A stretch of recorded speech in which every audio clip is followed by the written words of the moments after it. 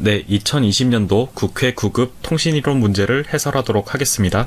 1번 문제는 오류정정 보호로 옳지 않은 것은인데요. 컨볼루셔널 보호는 길쌈 보호라고도 하죠. 그래서 길쌈과 같이 복잡한 연산을 통해 가지고 정보를, 메시지 이런 페리티를 흐트러 놓는데, 그에 따라서 복화와도 비터비 복화 같은 어려운 알고리즘을 써야 되지만 대신에 메시지들의 더 많은 메시지들에 이렇게 정보를 흩어 놓을수록 에러 복구 성능은 높아집니다.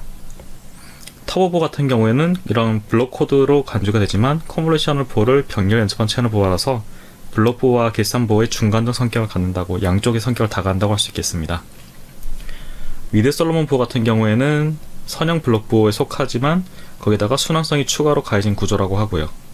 그래서 실제로 우리가 쓰고 있는 이런 DTV, 디지털 TV에도 위드 솔로몬 보호가 적용이 되어 있습니다. 해밍 보호는 간단한 리니어 블록 코드죠. 그래서 하나의 메시지 안에 그 안에 페리티들을 추가해가지고 어느 비트가 문제가 생겼는지 페리티 비트를 이용해서 알려줍니다. 허프만 보호는 소스 코딩이어서 압축을 위한 거죠. 그렇기 때문에 5번이 틀린 게 되겠습니다. 1번 같은 경우에 8kHz 가지고 2초 동안 샘플링을 했으니까 총 16kHz의 샘플이 나왔어요.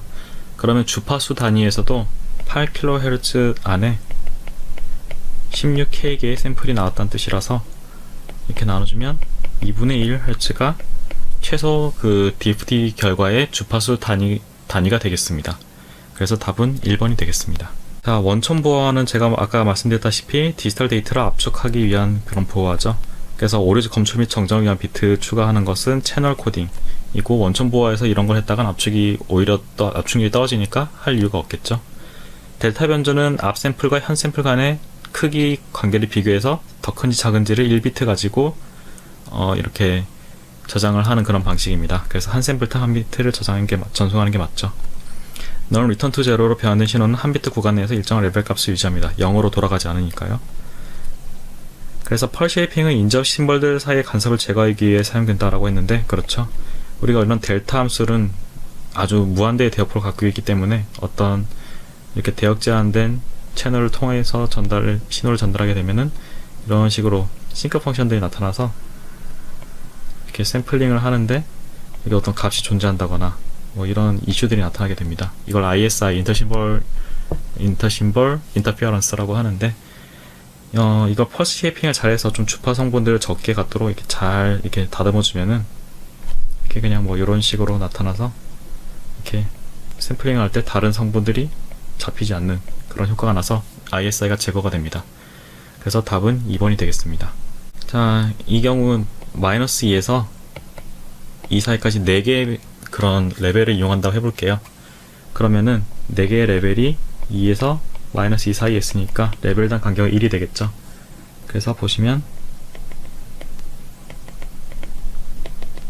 레벨이 요렇게 있을 거예요. 그래서 만약에 값이 요쪽이었다, 여기 근처였다, 그러면은 양자 오차는 작지만 만약에 값이 여기였다, 그럼 양자 오차는 이만큼이 되겠죠. 그래서 요때 이 양자 오차 값은 여기 전체가 1이라고 했으니까 요거는 절반인 2분의 1V가 양자 오차가 되겠죠. 최대 양자 오차. 이걸 여기 적용을 해보면은 8비트면은 256개인 거죠. 256개의 레벨을 이런 4V 차이 안에 집어넣는 것인데, 여기에 절반이 최대 양자 오차가 됩니다. 그래서 계산해주면 128분의 1이 답이 되겠습니다. 자, 5번은 그냥 계산하면 되는데요. 마이너스 8분의 1에 로그 2의 8분의 1이 지금 여기 두 개가 있고요. 그 다음에 그냥 마이너스로 바로 갈게요. 2분의 1 로그 2의 2분의 1 마이너스 4분의 1 로그 2의 4분의 2. 계산하면은 4분의 3 그리고 플러스 2분의 1 플러스 2분의 1 해서 4분의 7이므로 값은 1.75. 제가 아까 영상 녹화다 날려먹어가지고 여기 표시가 되겠네요. 그래서 답은 1.75가 되겠습니다. 자, 5kHz 미만으로 대역 제한되어 있다 하니까 나이퀴스트 샘플링 프리퀀시는 10kHz가 되겠죠. 그 다음에 여기에 8비트를 곱해주면은 총 80kbps의 속도로 전송을 해줘야 될 겁니다. 그래서 답은 2번이 되겠습니다. 자, 노이즈 피규어는 아무래도 노이즈와 관련된 값이니까 작을수록 좋은 값이겠죠. 그래서 1번이 틀린 게 되겠고요. 대부분의 잡음이 예측 가능하지 않은 랜덤 신호이다. 예측 가능하면 그 반대 신호를 내보내면 되니까 이런 잡음에 시달릴 이유가 없겠죠. 가우시안 잡음은 그 값이 가우시안 확률 분포를 갖는다. 그렇죠? 백색 잡음은 모든 주파수 대역에서 균일한 전력 밀도를 갖는다. 마치 흰색 빛처럼 모든 주파수 영역에서 똑같은 에너지를 전력을 갖고 있기 때문에 이런 백색 잡음이라는 이름이 붙었습니다. 신호의 잡음비는 이름은 이상하지만 어쨌든 간에 어떤 노이즈 대비 신호 파워가 얼마나 센가를 나타내는 값이 맞습니다. 그래서 1번이 답이 맞습니다. 자, 얘는 2분의 1Hz가 주파수고요. 얘는 1.5가 주파 성분이죠. 그래서 여기 0.5, 1.5 해서 요 값이 이렇게 있을 텐데 요 길이를 K, 그 다음에 요 길이를 L이라 해볼게요. 그러면은 1분의 2.5가 K분의 0.5겠죠. 그러므로 K는 계산해보면 5분의 1이 될 거고요. 이는 0.2입니다. 그래서 2분의 1Hz 성분은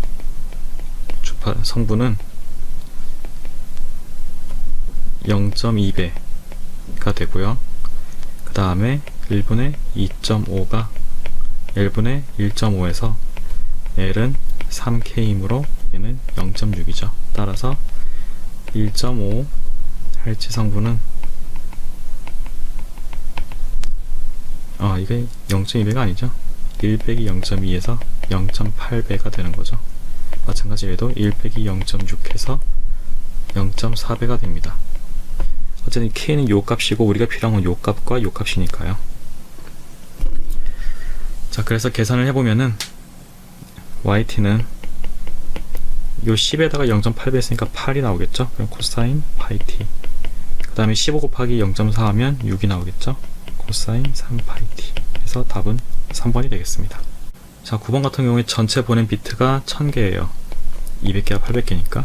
그 중에 200개는 확률이 0.01이고 800개는 확률이 0.0이랍니다. 그러므로 얘는 1000분의 2 플러스 16 해서 1000분의 18은 500분의 9가 되겠죠. 그래서 4번이 답이 되겠습니다.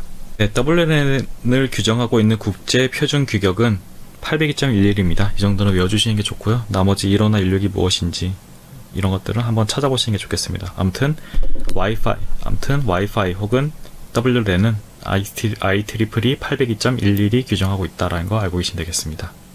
자, 실번을 보시면 얘는 FM 신호죠. 이런 FM 신호의 경우에는 전력은 2분의 1에 요 앞에 반송파의 개수에 제곱해서 2가 됩니다. 왜 이렇게 되냐면은 이게 이런 FM 같은 경우에는 FM 변조 같은 경우에는 베셀 펑션으로 주파수 스펙트럼이 나타나는데 이들을 다 더해보면은 뭐 1이 되기 때문에 뭐 그렇다라고 알고 계시면 되겠고요. 여기서 정확한 수학적 유도는 좀 복잡하기 때문에 넘어가도록 하겠습니다. 자, 전력 이득이 40이래요. 그럼 40은 지금 여기 단위가 볼트이기 때문에 20로그를 써야겠죠.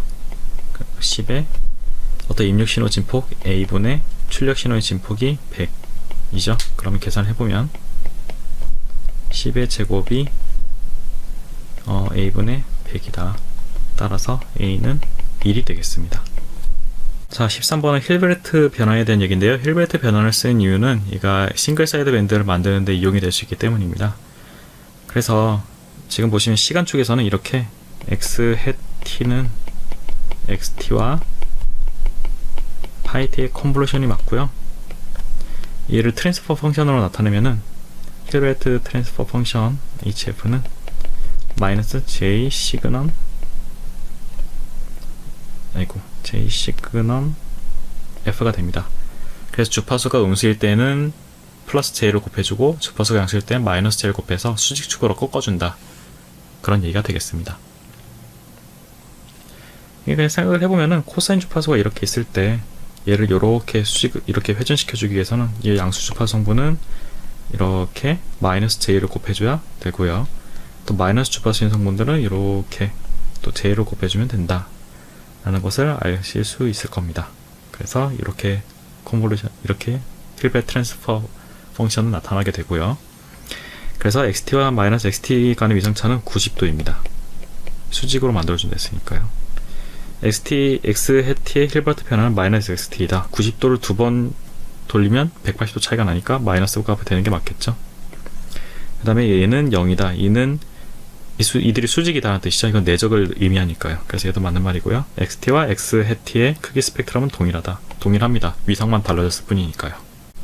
자, 14번은 랜덤 변수에 대한 설명을 옳지 않은 것은 묻고 있는데요. 여러 독립 랜덤 변수의 합에 대한 확률 밀도 함수는 각 랜덤 변수의 확률 밀도 함수를 컨볼루션한 것과 같다라고 했는데 그렇습니다.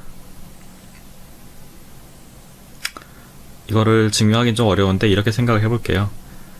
어떤 이런 유니폼이 있어요. 유니폼이 있는데 얘랑 유니폼한 거 다른 거 하나를 더 이렇게 더한다고 치면은 여기서 이렇게 넓어져 가지고 점점 이렇게 합쳐져 가지고 어떤 삼각형 형태로 이렇게 나타나게 돼요. 그리고 얘들을 하나 더 추가를 하게 되면은 약간 더 곡선 형태를 띠고 더 넓어진 그런 형태가 되고요. 그래서 이들이 무한히 늘어서게 되면은 이게 그 어떤 가우스 분포가 되는데 이것이 바로 중심극한 정리입니다. 그래서 아무튼 여러 독립 랜덤 변수의 합에 대한 확률 밀도 함수는 각 확률 밀도 함수들에 대한 그런 편차, 분포들이 다 이렇게 컨볼루션 관계로 합쳐진다 라고 알고 계시면 되겠습니다.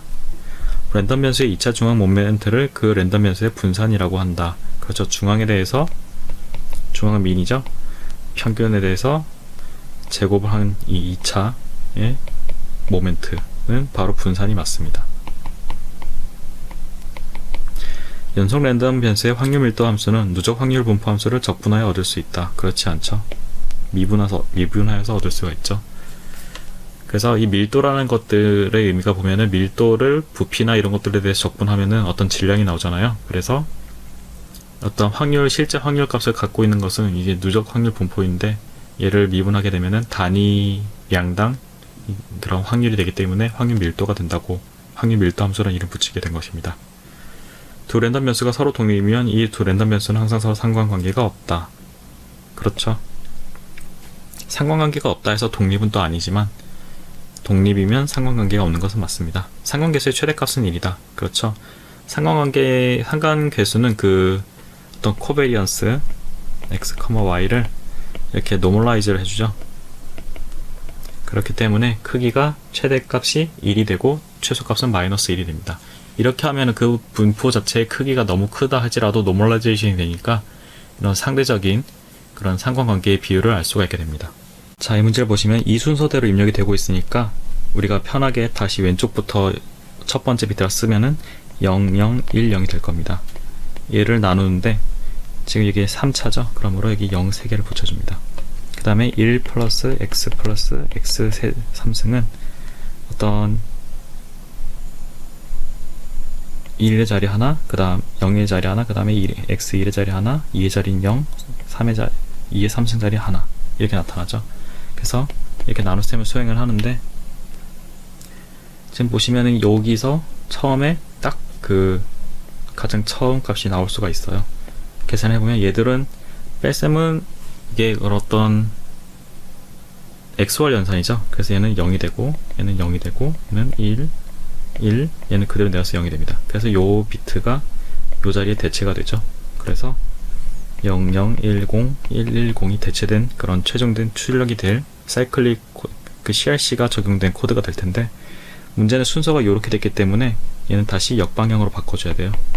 그렇게 바꿔주면은 01101000 이렇게 크로스로 바꿔준 이 값이 출력이 되겠습니다.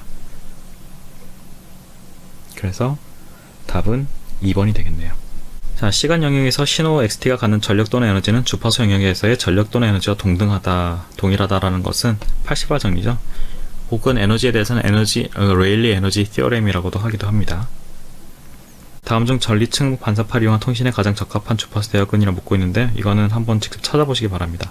특히 인프라레드는 적외선이라는 뜻인데 적외선 통신은 굉장히 짧죠. 금방 이 감쇄가 일어나기 때문에 이거 쓸 수가 없겠고요. 아무튼 각각의 어떤 것들이 역할을 하는지를 한번 찾아보시면 좋을 것 같습니다. 자, 임펄스 응답이 다음처럼 주어졌을 때 설명으로 옳지 않은 것을 묻고 있는데요. 비행 꺼적 시스템이라고 묻고 있는데 HT가 0 언제 T가 음수일 때 이러면 얘는 커설 인과성이 있다라고 합니다. 그래서 1번이 틀린 얘기가 되겠고요. 주파수 응답은 저역 통과 특성을 갖는다라고 했는데 한번 볼까요? HF는 어떤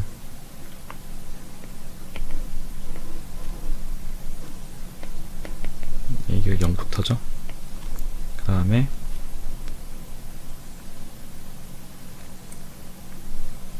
어떤 2에 -j 2파이 ft dt가 되어서 얘는 0부터 무한대까지 2에 -j 2파이 f 플러스 1 t dt가 됩니다. 이 값은 2파이 f 플러스 1분의 1이 되겠죠. 그렇기 때문에 얘는 어떤 이런 특성을 갖게 되니까 저역에서 좀 강하고 정확히는 여기 1을 딱 지나는 이런 값이 되겠죠. 그래서 얘는 저역에서는 좀 강하고 고역에서는 좀 낮은 그런 저역 통과 특성을 갖게 됩니다. 진폭 응답은 주파수 대에서 우함수이다 라고 했는데 지금 진폭 응답을 보시면 주파수에 대해서 그러니까 이게 J가 하나 빠졌죠? 제가 잘못 구했군요. 다시 한번 구해볼게요. HF는 인테그랄 0부터 무한대까지 2에 -j 2파이 ft 2에 -t dt인데 얘는 인테그랄 0부터 무한대까지 2에 -j 2파이 ft 플러스 f 플러스 1t dt죠. 그래서 얘는 j 2파이 f 플러스 1분의 1이 되죠.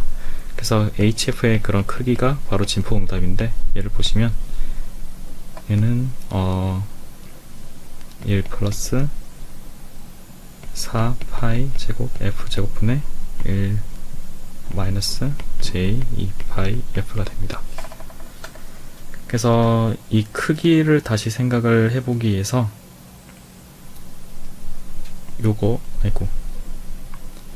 요거의 크기를 다시 생각을 해보면은 어떤 1 플러스 어떤 알파 f의 제곱에다가 1 플러스 4 어떤 알파 f 제곱 이런 거에 2분의 1승이 되니까 다 f의 제곱이 들어가니까 우함수 특성이 맞죠?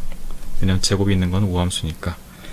위상응답 같은 경우에는 얘는 신경 쓸 필요가 없고요. 얘 같은 경우에 지금 위상은 2파이 f죠. 마이너스 2파이 f. 그렇기 때문에 이거는 주파수 대에서 기함수가 맞습니다. 왜 그렇게 되느냐? 이것분의 요거가 바로 어떤 탄젠트잖아요. 그래서 이게 바로 위상이 되니까 탄젠트 자체가 기함수이기 때문에 이런 기함수에다가 기함수를 넣은 값도 기함수가 될 것입니다.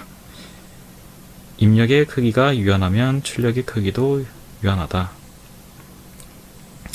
입력의 크기가 유한하면 출력의 크기도 유한하다는 건 BIBO 스테이빌리티를 의미를 하는데요. 일단 Y를 보시면 만약에 어떤 X가 B 안에 다 들어온다고 하면은 YT라고 하는 것은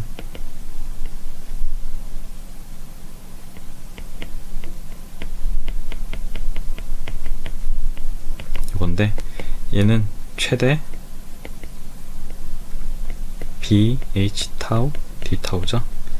근데 지금 얘는 0부터예요. 왜냐면 T가 음수일 때 0이니까. 그래서 계산해 보면은 B에다가 인테그랄 0부터 무한대까지 2에 -t 타우죠. 타우 D 타우인데 얘는 B죠. 그러므로 얘도 이런 제 바운디드 아웃풋을 가지면 알 수가 있습니다. 그래서 출력의 크기도 유한합니다. BIBO 스테이빌리티가 있습니다. 그래서 1번이 답이 되겠습니다. 자, 자유공간 경로 손실에 대한 문제인데요. 자유공간 경로 손실 L은 람다분의 4파이 D의 제곱이죠. 그래서 전자파 전파 환경과는 무관하게 자유공간에서도 발생하는 그런 손실이 되겠습니다. 손실은 거리의 제곱에 비례합니다. 손실은 파장의 제곱에 반비례한 것도 맞고요. 안테나의 이득에 의해서 생기는 것이고요. 안테나 이득과는 무관하죠. 이는 어쨌든 간에 안테나의 그런 구경과 관련 있는 것이고, 안테나 이득과는 무관합니다. 안테나가 이득이 얼마가 되든 간에 어쨌든 간에 이 손실은 반드시 이런 비율로 일어나게 되어 있습니다. 다중 전파 경로에 따른 손실이 다 그렇지 않죠. 이거는 페이딩이 되겠습니다. 멀티 패스 페이딩이 바로 다중 전파 경로에 따른 어떤 페이딩 영향이 될 것이고, 자유공간 경로 손실은 하나의 그냥 패스에 대해서 일어나는 손실이 되겠습니다. 자, 20번 문제는 제가 먼저 조금 그림을 그려봤는데요. OFDM 심볼 간의 동기화가 불필요하다고 했는데, 이렇게 복절을 해내도 샘플링이 이렇게 딱 정확히 된다면 우리는 최상의 결과를 기대할 수가 있는데, 만약에 이런 식으로 지터가 생겨가지고 조금씩 베껴가서 샘플링이 된다면 결과값이 나쁘게 나오겠죠. 이런 식으로 크기가. 그러면은 이거는 매치드 필터에서 좋은 출력, 최대 출력이 나오지 않기 때문에 성능이 떨어집니다. 그래서 OFDM 심볼의 동기화가 필요한 게 맞고요. 변조와 복절 위에 각각 IFFT와 FFT를 사용한다. 그렇죠. 변조할 때는 어떤 성분들에다가 주파수를 곱해가지고 이거를 시간축 신호로 만들어내고, 받는 때는 이 시간축 신호를 주파수 성분으로 바꿔냅니다. FFT를 이용해서요. OFDM 심볼 간 간섭을 억제할 수 있다. 그렇죠. 이게 OFDM 심볼 간 간섭을 억제할 수 있는 게 이런 식으로 병렬화해서 보내기 때문에 하나의 심볼 자체의 길이가 길어요. 그렇기 때문에 여기 다른 심볼이 이렇게 들어온다 할지라도 어떤 이 심볼 전체 대비 딜레이돼서 들어온 양이 별로 이렇게 영향을 많이 주지 않기 때문에 ISI에 강인할 수 있고요. 또 게다가 이 부분에 또 사이클릭 프리픽스가 붙어가지고 좀 더 강해집니다. 여기 사실 제로 패딩을 해줘도 되는데 사이클릭 프리픽스를 넣는 이유에 대해서는 제가 나중에 좀 더 공부를 해가지고 정리를 해볼게요.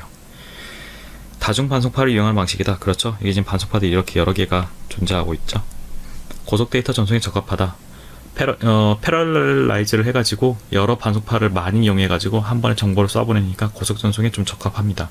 그래가지고 이런 나중에 나온 통신 방식들이나 아니면 UHD 같은 것들에 대해서도 적용이 되어 있죠. 더 많은 데이터 전송을 위해서요. 그래서 답은 4번이 되겠습니다.